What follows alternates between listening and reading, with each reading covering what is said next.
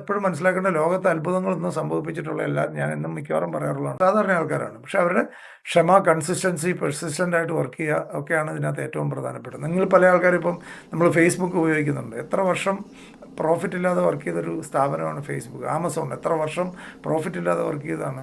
അവരൊക്കെ ചുമ്മാ ഒരു ഓവർനൈറ്റ് വളർന്നു വന്നവരല്ല. ലോകത്തിൽ അത്ഭുതം നടത്തിയിട്ടുള്ള ആരും ഓവർനൈറ്റ് വളർന്നു വന്നവരല്ല.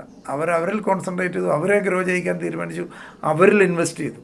നമ്മളിലുള്ള ഇൻവെസ്റ്റ്മെൻറ്റാണ് ഏറ്റവും പ്രധാനം, ഏറ്റവും ബെസ്റ്റ്, ഏറ്റവും വൈസായിട്ടുള്ള ഇൻവെസ്റ്റ്മെൻറ്റ് എന്ന് പറയുന്നത് നമ്മളിലുള്ള ഇൻവെസ്റ്റ്മെൻറ്റാണ്. നമ്മുടെ അറിവ് കൂട്ടുക, നമ്മുടെ ആറ്റിറ്റ്യൂഡ് മെച്ചപ്പെടുത്തുക, നമ്മുടെ കാഴ്ചപ്പാട് മാറ്റുക, നമ്മൾ വലിയ തിങ്കിങ് ഉണ്ടാക്കുക, എന്തും കാണുന്നൊരു വലിയ ബിഗർ സൈസിൽ നമുക്ക് കാണാൻ പറ്റുക. ഇതൊക്കെയാണ് ഏറ്റവും ഇമ്പോർട്ടൻ്റ് ആയിട്ടുള്ള കാര്യം. ചെറുതായിട്ട് ചിന്തിക്കരുത്, വലുതായിട്ട് ബിഗർ സ്ക്രീൻ, എപ്പോഴും ബിഗർ സ്ക്രീൻ കണ്ട് വർക്ക് ചെയ്യാൻ ശ്രമിക്കുക. ഇതൊക്കെയാണ് ഏറ്റവും ഇമ്പോർട്ടൻ്റ് ആയിട്ടുള്ള കാര്യം. ഹയർ ലെവലിലേക്ക് വന്നിട്ടുള്ള ആരും തന്നെ അവരുടെ സാധാരണ മനുഷ്യരാണെന്ന് ഞാൻ എപ്പോഴും പറയാറുണ്ട്. അവരുടെ തിങ്കിങ്ങും ആറ്റിറ്റ്യൂഡും എന്താണ്, വാട്ട് ഈസ് ഇൻസൈഡ് എന്നുള്ളതാണ് ഏറ്റവും ഇമ്പോർട്ടൻറ്റ്.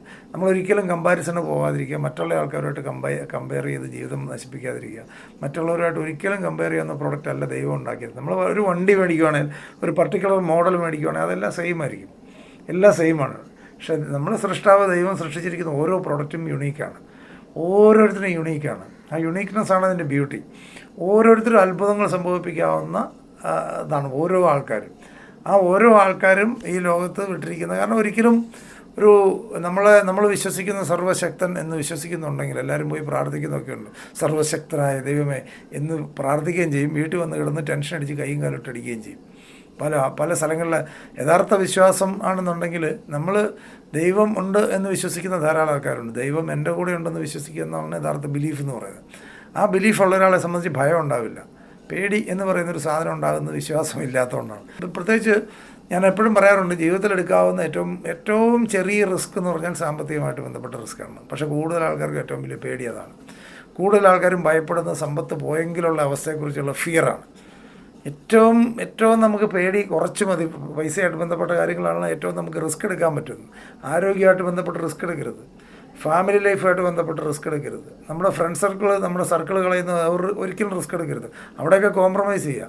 നമ്മുടെ ഒരു സുഹൃത്തെങ്കിലും നഷ്ടപ്പെടാതിരിക്കാൻ നമ്മൾ കോംപ്രമൈസ് ചെയ്താൽ സാധിക്കുമെങ്കിൽ കോംപ്രമൈസ് ചെയ്യുക, അത്രയേ ഉള്ളൂ. ആ ഒരു സുഹൃത്തിനെ കളയാതിരിക്കുക. ഓരോ ദിവസവും പുതിയ സൗഹൃദങ്ങൾ ആഡ് ചെയ്തുകൊണ്ടിരിക്കുക. നമ്മളൊന്ന് താന്നു കൊടുത്തുകൊണ്ട് നമ്മളൊന്ന് ക്ഷമ പറഞ്ഞാൽ ഒരു സൗഹൃദം കുറച്ചുകൂടെ നന്നായിട്ട് പോകുമെങ്കിൽ ക്ഷമ പറയുക, കോംപ്രമൈസ് ചെയ്യുക.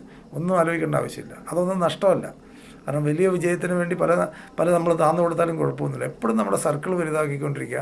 കോൺട്രാക്റ്റുകളായി മാറുമെന്ന് പറയും. കോൺട്രാക്റ്റ് വിൽ ബിക്കം കോൺട്രാക്റ്റുകളാണ്. അപ്പോൾ സൗഹൃദങ്ങൾ കളയാതിരിക്കുക. അതൊക്കെയാണ് ഏറ്റവും വലിയ റിസ്ക്. പല ആൾക്കാരും എത്ര ഈസി ആയിട്ടാണ് വെട്ടിമുറിച്ച് പോകുന്നത്. കാരണം സാധാരണ ആൾക്കാർ പലരും ഒരു ലെവലിൻ്റെ മുകളിലേക്ക് പോകാത്തതിൻ്റെ ഒരു പ്രധാന കാര്യം അവർക്ക് ലോങ് ടൈം സൗഹൃദങ്ങൾ മെയിൻറ്റെയിൻ ചെയ്യാൻ അറിയാൻ പറ്റില്ല. കാരണം ഏതൊരു പാർട്ട്ണർഷിപ്പും മുമ്പോട്ട് പോകുന്നത് കോംപ്രമൈസുകളിലാണ്, നമ്മൾ വിട്ടുവീഴ്ചകളിലൂടെയാണ്.